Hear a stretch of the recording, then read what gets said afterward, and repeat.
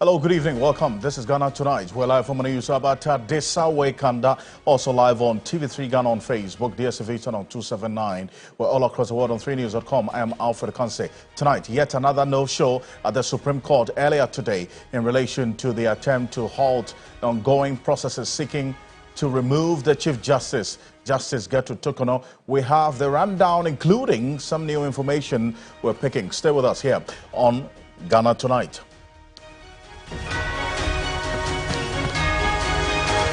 Also, the new Patriotic Party sets up a 9-member committee to amend their party's constitution as part of a reorganization effort. How important is this exercise to the rebuilding of the party where seeming deep cracks within? We've got a conversation for you on that. Also, the government has allayed fears of job losses at the Damang mines following the refusal to renew the mining lease of the company. We'll hear from the sector minister. Plus, also, Collins Dauda has been speaking on some proposals to fight illegal mining. As always, you're an integral part of the conversation. Let's hear from you. The hashtag we're using is Ghana Tonight on Facebook and on X.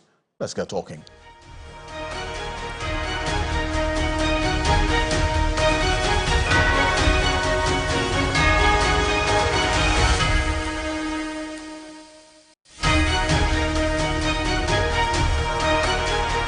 Well, let's settle for Ghana Briefs.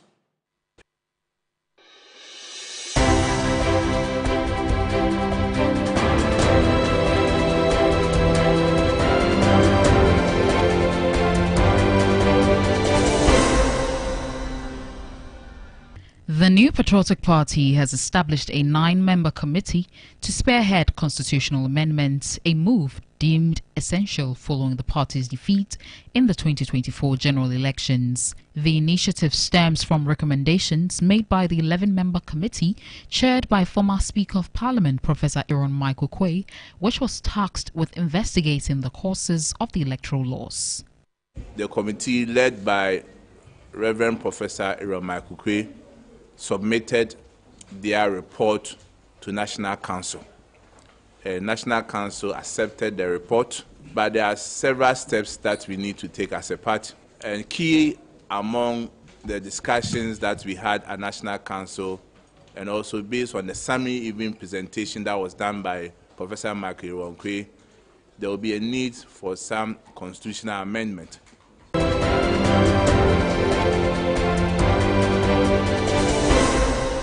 Meanwhile, the minority leader Alexander Afenyo-Marking is demanding action from government in the handling of the Boko conflict. Speaking after the party National Council and National Emergency Committee meeting, he also accused government of scheming to remove the Chief Justice as well as intimidating members of the opposition.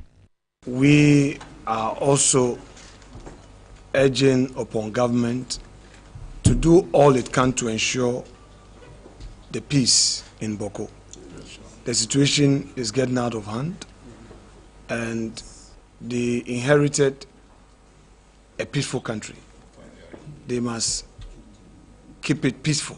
We are also concerned about an attempt by certain individuals in government to push for the removal of the Chief Justice. The judiciary should not be seen as part of the partisan political system in our country.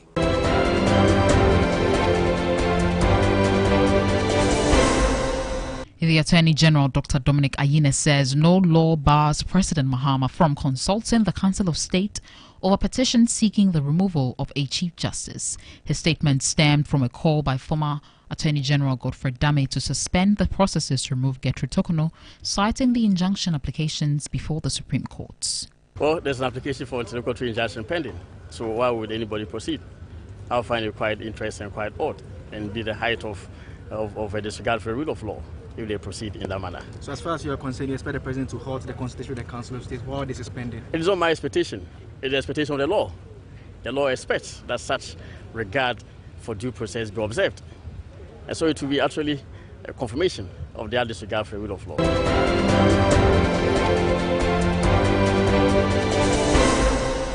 President John Dramani Mahama has described the newly launched 1 million coders program as a foundational step toward Ghana's transformation into a digital economy and a bold declaration of the country's intent to lead in the global tech space. Speaking at the official launch of the program, the president tasked the youth to use the program as a launch pad into innovation, entrepreneurship, and global relevance. In the next phase, we will activate training centers at community information centers across all metropolitan, municipal, and district assemblies. This decentralized approach ensures that no matter where you live, in the city or in a remote village, you will have access to the opportunity of the 1 million coders program.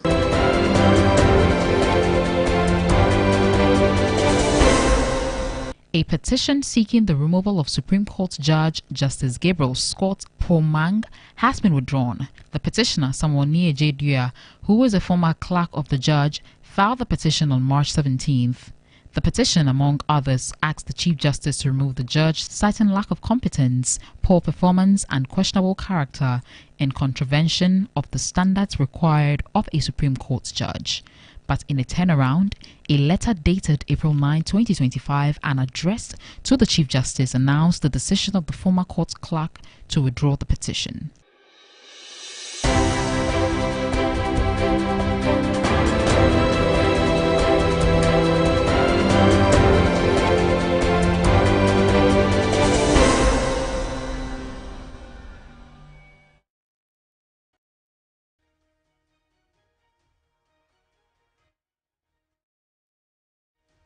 Welcome back. There's more news on 3news.com. Make some time and visit 3news.com. This is Ghana Tonight. Coming up next, yet another no-show at the Supreme Court earlier today in relation to the attempt to halt the ongoing processes seeking to remove the Chief Justice, Justice Gertrude Tokono. And that's coming up next. We have the rundown and including some new information regarding a poll that was commissioned by Global Info Analytics in this particular issue. We'll get into it shortly here on Hot Edition on 3FM. Also, earlier on Hot Edition on 3FM 92.7, I spoke to some legal practitioners who have been sharing their thoughts on this. We'll get into it. But this is it. Earlier today in court, there was another adjournment. You recall, this is the second adjournment of this particular case, seeking to halt the petitions against the Chief Justice, essentially from being forwarded by the President to the Council of State. The Attorney General, Dr. Dominic Ayene, spoke to the media after the hearing today, which led to the adjournment because one of the 5 justices of the Apex Court was not present in court today. 4 out of 5 were present, and as a result, that led to the second adjournment. And Godfrey Yeboah-Dame, who is the immediate past Attorney General, counsel for the Otafo Member of Parliament, Vincent Tasefoa, also did ask questions about this entire process and why it is even proceeding while this matter is in court. Let's take a listen to Godfrey Yeboah-Dame first on why he raises questions about this entire process. Take a look. There's an application for the local injunction pending. So why would anybody proceed? I'll find it quite interesting, quite bold. And in the height of the disregard for the rule of law, if they proceed in that matter. So as far as you are concerned, you expect the President to halt the Constitution of the Council of State while this is pending? It's not my expectation. It's the expectation of the law. The law expects that such regard for due process be observed. And so it will be actually a confirmation of their disregard for the rule of law. And I think that you should see the affidavit filed by the Attorney General. I mean, there are those who have made reference to the fact that in that affidavit, he makes the point that there's no law that requires a fair hearing to be given to the Chief Justice. And there are some who are also saying that even under the previous government, the President gave a hearing after he had referred the matter to the Council of State already. I would say that the Lord has a fine way of exposing the hearts and desires of men. The Lord has an interesting way of exposing the hearts, the true desires of men. And indeed, it's been evidence in the affidavit filed by the Attorney General. They did not intend to accord any right of hearing to the Chief Justice until the matter was filed. They indicated it in the affidavit. So it's quite clear. I'll leave it at that. The merit determined by the court will argue in court. Thank you. On the part of the Attorney General, Dr. Dominic Ayine, he says the president is only fulfilling his constitutional duty as enshrined in Article 146 of the 1992 Constitution. And this was his response to Godfrey Yeboah-Dame's questions and the concerns that he raised. Take a look. To the injunction application. No, it's not. The decision whether or not to hear the case is not mine to make. All right. And the reason why we were absent at the last agenda date was because we organized a training far ahead of the date that was given to us by the court. And the training was for all state attorneys, all right, by the ECOWAS Court of Justice. So they were being trained on the procedures and rules of the ECOWAS Court of Justice. And because of that, I was deeply involved in the training. My deputy was deeply involved in the training. The ECOWAS delegation that was doing the training was here in Accra. And we just asked for a date. Lawyers ask for this all the time when they are constrained and cannot be available in court. So for you to interpret that to mean that we are not willing, to go along with this process is totally unacceptable. Thank you. That's Dr. Dominic Ayine there. But after the court hearing and the decision to adjourn this case again for the second time today, the minority in Parliament, they addressed an emergency press conference earlier today, raising concerns over what they term as attempts to suspend and subsequently remove the Chief Justice, Justice Gertrude Tokono, from office as the Chief Justice of the Republic of Ghana over the 3 petitions they term as, quote, frivolous. Now, the caucus called on the president to desist from executing the planned actions to uphold the independence and integrity of the judiciary. Now, the fundamental question was asked as to whether the minority had knowledge of the details of these 3 petitions, because per the law is supposed to be secret and not public for us to know. But addressing the press today, the minority gave some detail that they suggested were the details of the said 3 petitions against the Chief Justice. Take a look. We are told that a gentleman who committed contempt in facie curia and was thus accordingly punished by the courts was the CJ removed because he has been punished by the court, not the CJ. One of the last allegations we've heard, which is ridiculous, is the fact that the CJ has misappropriated some 75,000 Ghana cedis, an accusation which from the Judicial Service has been dealt with by the Auditor General's office. Justice Tokono's distraction should not be the grounds for your rising to the office of Chief Justice. To you, that judge, remember that you can rise together.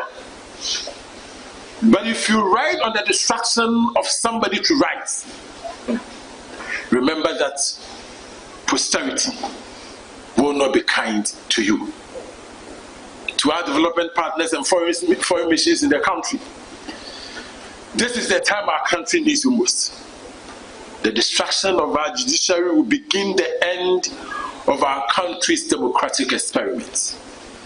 Never in the history of this country, since Osagyefo foot after Kwame Nkrumah, in the Autry case cited above, have we seen such naked attempt to subjugate the judiciary. To our revered traditional leaders and religious leaders, the time to call the president to advise him is now. The time to pray for our country's peace is now. We shouldn't wait until it's too late. And most importantly, to you, the people of Ghana, you are the fountains from which justice flows. You see that from Article 125 of our Constitution.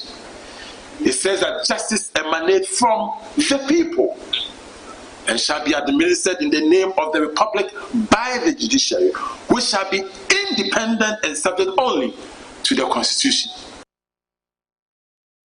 So that's the member of parliament for the Swame constituency, the Honorable John Darko, is the legal counsel for the minority in this 9th parliament, addressing the media there. Now, so the details he gave is what they refer to as the knowledge they have of some of the concerns or the allegations against the Chief Justice, and a reason why these petitions are there to have her removed. But then again, they make certain calls to specific institutions and individuals.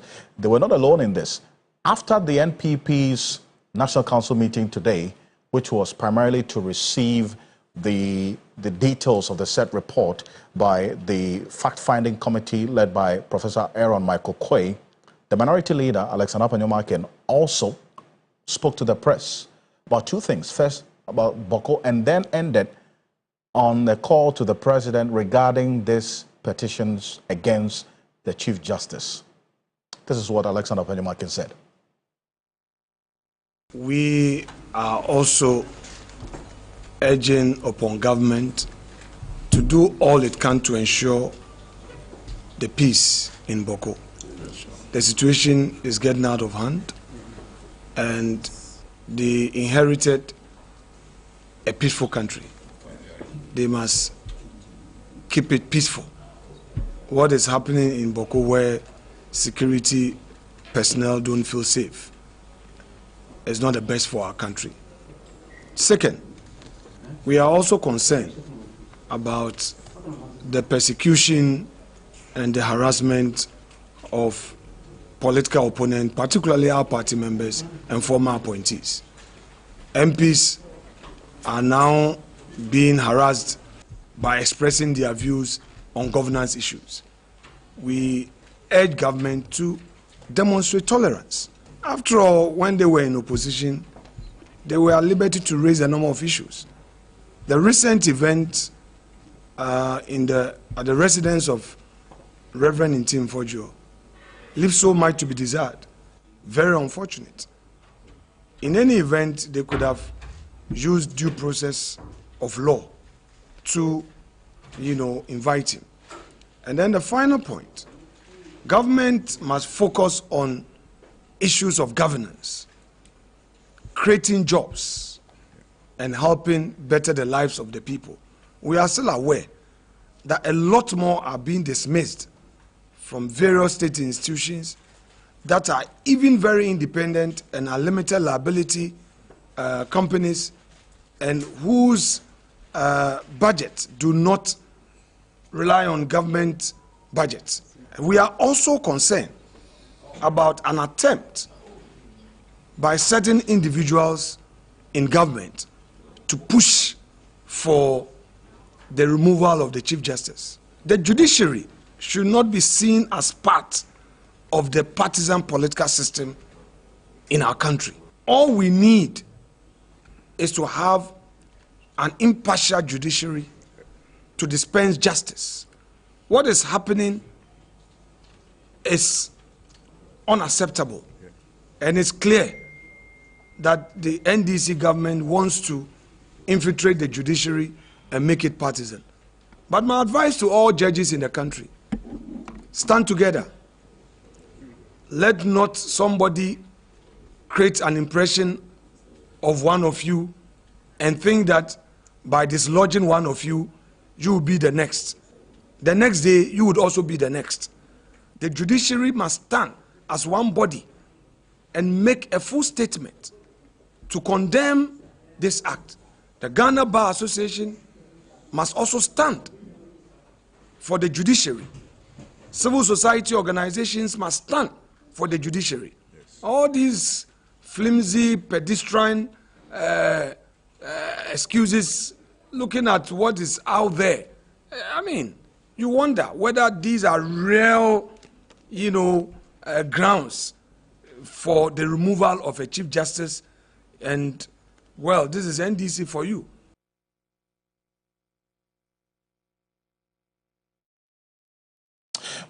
So that's the minority leader, Alexander Panyomakin, addressing the press earlier today. And then you also had the legal counsel for the minority in Parliament, John Darko, the Swami member of Parliament. also addressing the media at that emergency minority press conference. Now, what exactly are the fundamental issues? Well, they reference Article 146(10)A of the 1992 Constitution. Dennis Poberi Wadameskwa is going to be joining me in a bit. We'll run through what exactly the provision of the Constitution is in that particular article that they reference, reason why they say that they are aware of this decision, an impending decision to suspend the Chief Justice and then eventually remove her. That's according to the minority addressing the press earlier today. Well, there is a latest poll as well that was conducted by Global Info Analytics, and the details of the poll point to a certain direction. Also regarding this subject of the removal of the Chief Justice and the 3 petitions against her. We're going to get into it in a bit, because that also tells a story, and then we'll get into the constitutional provision. Martin People is going to be joining us as well as a private legal practitioner, and Musa Dankwa is Executive Director of Global Info Analytics, is Head of Research, is joining us right now on Zoom. Mr. Dankwa, good evening. Thank you for joining us here on Ghana Tonight. Thank you very much for having me. Now, there's a poll that you just released. In fact, it's fresh on the plate. A few minutes ago, we got it here on Ghana Tonight. The details of the poll point to a particular direction. I'm going to hold you on a bit because we're getting to what the Constitution says, and we'll tie it into the details of the polls. If you can stay on a bit for me. Dennis, what does Article 146 say specifically in relation to the minorities' concerns that they raised in that press conference? Well, so Article 146(10) makes reference to, it's part of the processes that are used in the removal of a Chief Justice. But what is interesting about Article 146(10) is the fact that this is the provision that allows the President to take certain actions in the interim. By so doing, the President has the power, and he has to do so in accordance with the Council of State and by a warrant, to suspend a Chief Justice who is going through this particular process. So if you understand the context of Article 146(10) and the powers that the President have and the actions that he can take in the interim, you can understand and appreciate why the minority is concerned about this particular provision. But it's instructive to know that before Article 146(10) can be triggered, certain things would have to be done, or certain things would have to be in place first. And as we speak, I mean, there's no information in the public to the effect that we have got to that stage yet. Right. And just for purposes of clarity, well, the minority probably knows something you and I don't know. Let's look at what exactly 146(10) says. That where a petition has been referred to a committee under this article, the President may, A, in the case of the Chief Justice, and this is what we're dealing with, acting in accordance with the advice of the Council of State by a warrant signed by him, that's the President, suspend the Chief Justice. Right. So this is a provision that allows for the suspension of the Chief Justice who is going through this particular process. So while the process is ongoing... Now let's establish a few things. It talks about where the petition has been referred to the committee. Right. The last public communication we have in respect of this matter was to the effect that the opportunity that the President had given to the Chief Justice to make her input, to form parts of the consultation process with the Council of State for the determination or otherwise of a prima facie case, was what the Chief Justice has responded to. Yes. We are not told whether or not a case has been made out of that consultation. That's a prima facie case has been made. It is only after a prima facie case has been made that they move to the next stage of setting up a committee, and then the petition will be referred to that committee. So when you look at the composition of 146(10), it says that there has to be a petition which has been referred to the committee. Question, do we even know who the members of the committee are? And whether a prima facie case has been made? So if we get to a point where we cross that point of a prima facie case being made, the committee being set up, and then the petition being referred to that committee to begin to inquire into it, then the whole of 10A can begin to come into the picture. As in the suspension? Process can happen. I see. But like I did indicate, mind you, all these processes by law, are supposed to be in camera. So there are times that some things may be done without necessarily being in the media. But of course, like I said, the public information we have is what we have always put out there. Sometimes we get it from the presidency, sometimes we go to the courts and we're able to get same. But as it stands now, we are not here yet, at least. Based on the public communication that we have. But then, if you consider what the minority is saying, and I was saying earlier, maybe the minority knows something that you and I don't know, because they make reference to details of certain allegations against the Chief Justice, referencing some cases as well. You heard John Darko. Yes, but... And as to whether that's the details of the 3 petitions as well, you and I cannot state. No, because that is not out in the public, like we indicate. But what is instructive is that even though we may not be able to tell at what stage this is, but when it gets to a point where a Chief Justice is suspended, that cannot be hidden from the public. We have to know the reason for... Yes, that will be made public. Okay. If we get to that point. But what is instructive is that before we get there, certain things would have to be done, like I explained earlier. As in, one, the establishment of a prima facie case. But what we do know for a fact is that the consultation process is ongoing between the President and the Council of State, and part of that is the determination of a prima facie case. And we don't know whether that has been done. We still don't know, as a matter of public information, whether that has been done. So that's after that, the formation of the committee. Yes, before the suspension. Before the suspension, if any. If any. Yes. If any, really. And that is also, direct reference to the minorities' concerns and fears. Because you hear Alexander Panoma can make that particular point, and then also John Darko as well, talking about what they know. Okay, but there's a poll, Dennis. I know you have the details of that particular poll. We got fresh on the plate from the Global Info Analytics a few minutes ago, giving details of what the public thinks about the petitions against the Chief Justice for her removal. Mr. Dankwa, tell us exactly the methodology you use for this poll. How many people did you sample in this poll? Good evening, Alfred, for having me. This is a telephone interview that was conducted between 7th April and today, in fact. We interviewed 2,545 voters from all the 16 regions randomly. 2,545? Yes. In a telephone poll. And yes. What was the question to them? We asked them if they support the move to remove the Chief Justice from office. And the answers were strongly support, somehow support, strongly opposed, somehow opposed, neutral, and I don't have an opinion. I see. And what was the outcome? The outcome is that 52% of Ghanaian voters support the removal of the Chief Justice, and only 20% oppose it. 10% do not have an opinion, and around 18% were neutral. So that's what we have on the screen there. You said 52% of the 2,545 of this telephone poll respondents support the removal of the Chief Justice. 18% say, well, they don't have a position on it.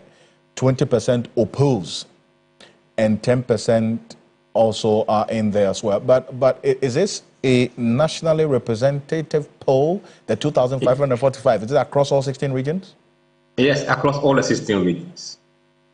And in all 276 constituencies? No, this is a national base, so randomly called numbers from the regions. So samples were assigned to each region, and each region's quota were assigned from all the constituencies. So randomly, whatever number that we are able to get from regional quota, we did that. I see right. I see the regional breakdown that you gave in the poll as well. Western North region appears to be having the highest in terms of the regional breakdown. 82% of the respondents there. Any reason why? No, we don't know. These are just random polls. If you look at those regions that are supporting her removal very strongly, you have Western North 82%, Voter region 76%, Savannah 66%, OT 70%, Greater Accra 58%, Ifa Central region 51%, Bono is 72%, Bono 82%. So these are the regions with over 50% support for her removal. I see. And that straight question to them, whether they want her removed or not, is what you posed to them. There were no follow-up questions as with the responses they gave? No, there was another question which we haven't published full detail yet. We asked them if she is found to have broken the law. For those who said they oppose and neutral or they have no opinion, we asked them a further question, whether if she is found to have broken the law, would they support her removal? That detail will be released tomorrow, God willing. But it is also, we're fairly divided for those who didn't support the initial process. I see. But I see another bar graph that represents their party affiliation. So that's a question you ask them as well, as whether they belong to MPP or NDC. At the end of the survey, we asked them which party they normally vote for. And the response shows that for those who say they are NPP, 16% support the removal, 46% oppose it. For those who say they are NDC, 83% support her removal, but 3% oppose it. And for those who are floating voters, 46% support and 13% oppose.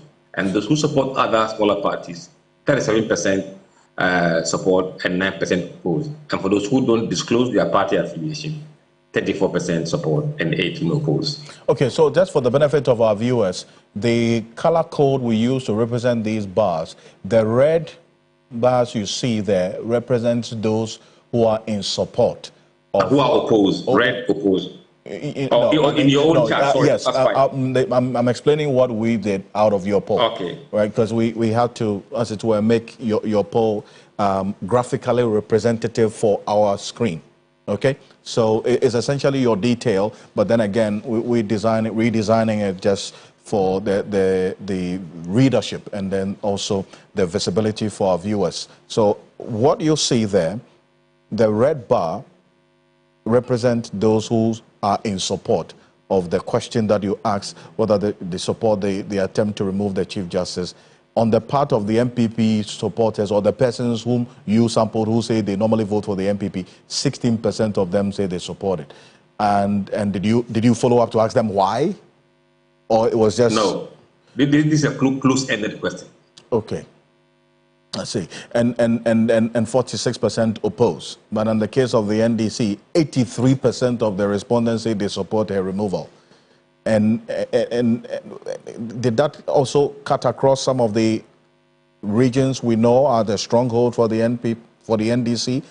I mean, yes, it does. If you look at the regions, Western North is 82%, Volta 76%, Kritakra 58%, Oti 70%, Savannah 66%. Now, interestingly, even in the Ashanti region, 37% support, 32% oppose. So majority of by almost 5%. So there are more people in Ashanti region who want to remove as a Chief Justice.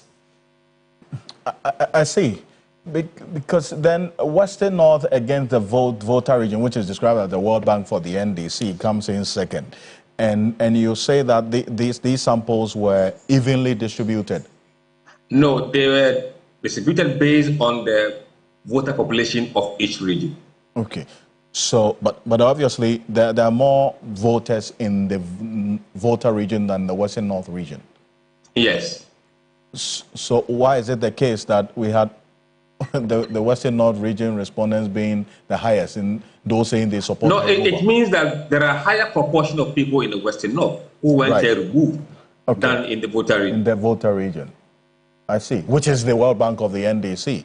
Yes. Interesting. Okay. But, but then again, that leads us to the next conversation also about the position that, for instance, the minority takes. There are others who also hold the view that maybe this poll was premature because the process is ongoing and it hasn't really progressed as yet because of, for instance, the case in court, and the only communication we have is the Chief Justice responding to the petitions. We don't know what the details of the petitions are as yet. Would you agree with those who say that this was premature? I disagree, because by law or by the Constitution, the process has started, hasn't it? So we asked the voters whether they support the process and the move to remove her. This does not or should not impact on the judicial process. This is a public opinion. And indeed, if you look at the work we did previously on the IGP, unfortunately, the question came after he has been dismissed. And we didn't want to be found in the same situation as the IGP. So we wanted to see the public opinion, whether in favor or not. And that is without prejudice to the legal process that has been undertaken. This is a public opinion, and it's a public opinion, and it will remain so. Well, Mr. Nanko, I appreciate you for this. And kindly stay with me, because the next issue we're going to talk about in a bit, you've also done a polling there already regarding the MPP's reorganization. But Martin Pebo is private legal practitioner joining us on the telephone. Counsel, good evening. Thank you for joining us here on Ghana Tonight. Do you listen to the minorities press conference? They raised concerns about this entire process and even gives details of some of the allegations against the Chief Justice, which they say are frivolous. And then Alexander Apenyomakin as well, making that appeal to the justices at the Supreme Court. Now, why do you have the view that the channel that the minority and indeed Apenyomakin took in putting out their concerns about this entire process really is not right? Why is that? Mr. Ocansey. Okay, so my viewpoint is that the minority, instead of coming out publicly to describe the petitions as frivolous and to make other unsavory allegations, should have sought a back channel form of communication with the president. As you say, it shouldn't be public, where they will seek to show him why the petitions are frivolous. That would have been better. But you see, this current situation in which they've publicly denounced the petitions and said so many unsavory things, including saying that the new Chief Justice, if appointed, the person they think will be appointed is a sympathizer of the NDC and all that. They've shot themselves in the foot because of several reasons. One, just as President Kufuor published his ruling on the prima facie case when Professor Kweku Asare petitioned against the removal of the Chief Justice, President Mahama is going to publish that prima facie ruling as well. So it means that Ghanaians are going to get an opportunity to read the prima facie ruling. So if you say that it is frivolous, when you know that Ghanaians are also going to get a chance to read this thing and make their own judgment, you would you find that this is it's not on, because what you do is that you risk damaging your reputation. It's a huge risk they are taking. It's a huge risk. It's unnecessary. You see, it's not every situation that politicians should seek to, use to their advantage. No, because sometimes you try to ride every case and then you find out that the horse is unruly. You can't ride it. Rather, the horse will kick you. So this is one case I think that the risk they are running is way too high than the benefit that they would get. Mm-hmm. You see it? Yes. So that's the main point, that the risk is too high, because we are all going to read this for ourselves.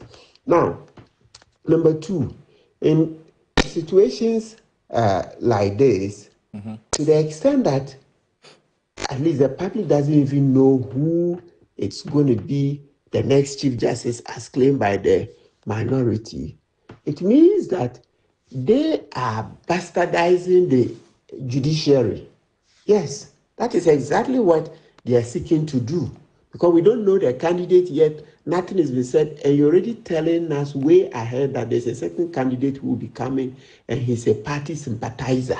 I mean, the last time the Chief Justice, the current Chief Justice, was being taken through the processes, I didn't hear anybody go to say that. NDC was in opposition, but I didn't hear anybody say that the current Chief Justice is a sympathizer. Well, of course, people have their own private opinions, but did you see anybody come to say such a thing? So it means that the minority are now lowering the standard way below what should be done in a democracy. NDC, when they were in opposition, did not label the current Chief Justice as a party sympathizer when she was going through the process. So why would you come today to say ahead that a certain candidate that the NDC are bringing is a party sympathizer? And as I've said, you see, this particular press conference that the minority have held and have said all these things, they've crossed the Rubicon. That is crossing of the Rubicon, because what I mean is that now it's going to be a free-for-all fight in the sense that people on the other side, the petitioners and their supporters, will also find ways to hit back at the minority. They will find ways. Of course, we all live in Ghana. It's not difficult to predict, because you can't come and hit them this way, describe the petitions as frivolous, etc., and think they will keep quiet. It doesn't need this. Nobody has asked them to do such a thing. Look, if anything were found to be untoward, the minority can go to court. You remember Domlevo's case when the Kufuor didn't do the right thing? I led the CSOs. I led CDD, Bemboachi's African Center for Energy Policy, Senior Hosi's One Ghana Movement, Pence Blight, so many, over 10 Media Foundation for West Africa, etc. Yeah, 10 CSOs, etc. Eventually we won. And you see how it has blighted Kufuor's governance record. Yes. So nobody would then make such a mistake the next time to tell an auditor general to proceed on leave. You see, so that's how we build. The Western democracies we see and which we admire, right? They didn't get all their accolades and their institutions overnight. Right. It took hundreds of years. Of course, we know that we don't have that much time, but it doesn't mean that we should run down institutions and individuals the manner in which the minority have done today. Right, Council, I thank you very much for your thoughts on this matter. I've gone ahead and mean to answer a number of the questions I had on this particular issue. Thank you. Martin Pebo is private legal practitioner. I'm going to go for this quick break. When we're back, we're getting to the New Patriotic Party's reorganization process. Earlier today, Professor Aaron Michael Quay presented his report to the National Council of the NPP. There's a 9-member committee in place. We'll tell you a bit more after this. Stay with us.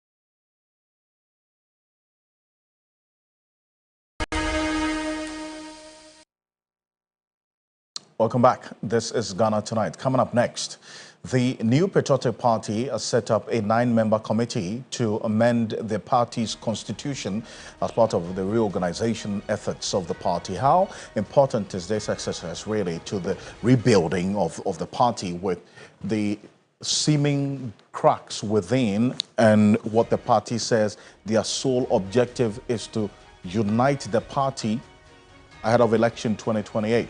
But one person who has also been doing, his own search and finding out what led to the MPP's defeat in the 2024 presidential and parliamentary elections. They reduced their majority in the 8th parliament, as we're seeing in this 9 parliaments. Is Musa Dankwa is still with us on Zoom. Today, Professor Aaron Michael Quay presented his report, the fact-finding committee's report, to the National Council of the party. The General Secretary of the party, Justin Frimpong-Kodia, addressed the press after the meeting and gave some pointers. Take a look. Reverend Professor Aaron Michael Quay submitted their report to National Council. National Council accepted the report, but there are several steps that we need to take as a party. And key among the discussions that we had at National Council, and also based on the summary evening presentation that was done by Professor Michael Quay, there will be a need for some constitutional amendment.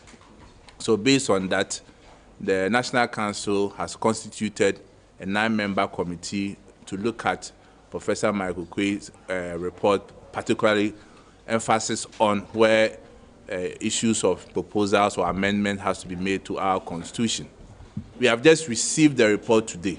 We are yet to go into the details of what is entailed in the report. In the coming days, whatever we have to bring out to discuss or to communicate to our supporters or our members, the rank and file of our party, we do so.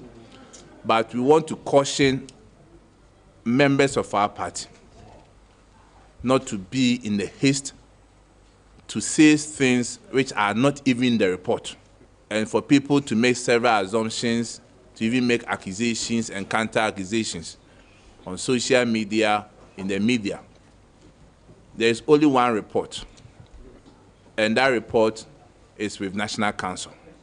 As part of deliberation at National Council also, the party will be embarking on a thank you tour from next week, which we refer to as giving thanks to God in all things. In all things, we give thanks to God. And we are showing appreciation to the Almighty God for the elections, though it didn't go in our favor, but we are going around to express our appreciation to the rank and file of our party. Frimpong-Kodia earlier today, he talks about the constitutional amendments based on some of the recommendations of Professor Michael Quay's report, the committee's report. You recall that when the committee was being set up, the chairman of the party, Stephen Ntim, indicated the mandate of the party. In fact, this committee was also to look at areas of constitutional review for the MPP, including, for instance, the processes for the election of the party's executives, the flag bearer, and then also for the primaries, for instance, election of parliamentary candidates within the party as well. They saw an issue in there. Now, this is it. Musa Dankwa conducted a poll. He asked specific questions. And Mr. Dankwa, and I want you to stay with us every step of the way so we understand what went into the results of this poll that you conducted. You asked these persons who is to be held responsible for the defeat of the MPP in the 2024 elections. How many people did you sample in this survey as well? Thank you again. In this sample, we interviewed close to 8,400 voters across 84 constituencies. And we asked them a simple question. Which of the following individuals would you blame for the defeat of MPP? Please select top 3. So there were several names and other group of people, but we limited their choices to only 3 options. So they have multiple of 3 they select. I see. And when we analyze the data, we realize that they have made a strong decision on a number of them, including the former president, Nana Akufo-Addo. I see. So which 3 were on your survey questions? Which 3 persons? No, they were several, but we asked them to choose only 3. Only 3. Otherwise, they could choose as many as they want. I see. We wanted them to choose the top 3 people they believe should be blamed for MPP's defeat. And the top 3. Nana Akufo-Addo. I see. Based on the details of the survey, the top 3 out of this over 8,400 people you surveyed, 68% of them say the former president Akufo-Addo should be blamed for the MPP's defeat. Let me put it this way. Right. 68% of the names that were mentioned for the defeat were for Nana Addo. Because people had the chance to mention 3 maximum. 68% of the names that were mentioned as being blamed was Nana Addo. So the top 3 is the former president Akufo-Addo, Ken Ofori-Atta, the former finance minister, and the vice president flag bearer of the MPP, Dr. Mahmoud Bawumia. This top 3, 68% of the respondents to this top 3 said Akufo-Addo is to blame. Now let's put it this way. 68% of those who were blaming individuals blamed Nana Addo. I see. And 40% of those who were blaming individuals blamed Ofori-Atta. And 37% of people who were blaming individuals blame Bawumia, not of the sample, because the sample was 8,000, but they were asked to choose at least 3. I see, because there are other names which we'll come into, but that direct question you asked them, was there any follow-up, further question?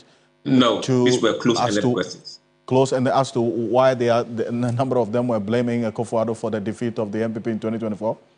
We didn't ask them. This is a close-ended questions we gave them. I see. But then I see the other names, apart from the top 3.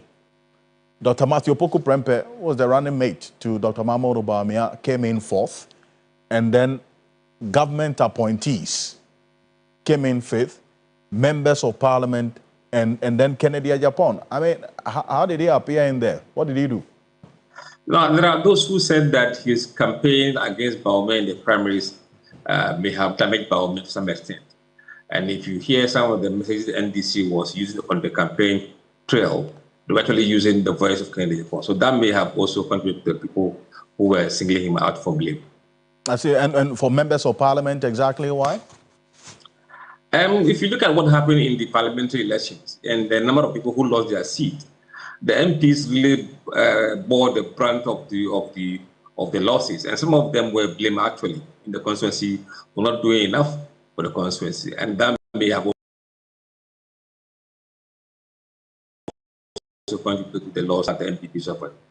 And with the party affiliation of this over 8,000 respondents, how did that play out? Did you do that? No, in the response, what you said, you will see that about 42% of the respondents in this current survey are NDC, and 32 are MPP. We have seen that the MPP has lost grounds among people who say they are MPP since the election. And this is something that we are tracking going forward. Initially, before the elections, MPP outnumbered NDC by about 4 points. But now, NDC outnumbered MPP by about 10 points. So you have more NDC respondents in this survey than MPP? No, we have more people now saying they are NDC than NPP. Could that have influenced the outcome of this particular poll in any way? Not necessarily, because in the past, it's been MPP. People have left the MPP and joined NDC. People have left being not disclosing their party and to become NDC. So it's a natural flow of people who, as a result of election, decide to see where they will belong to.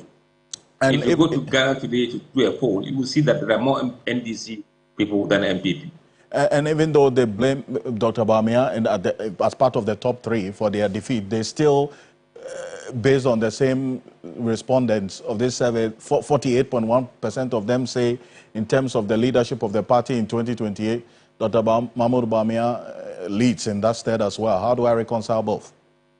Yeah, in fact, if you look at the data, before I even respond to that, if you look at those who were blaming the individuals, among those who say they are MPP, 59% are still blaming, blames also go to Nana. Those who are saying they are MPP, 59% of the blame still goes to Nana. So this is consistent with the general voters, regardless of which party affiliation you looked at.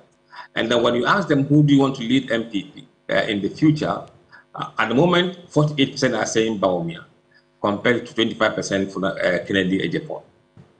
I see. Remember, among MPP voters, that number for Bawumia is about 57%. Interesting. And this is a conversation we're going to continue beyond today.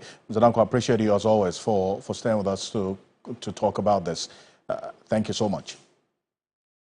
Mr. Danko is head of research, executive director of the Global Info Analytics.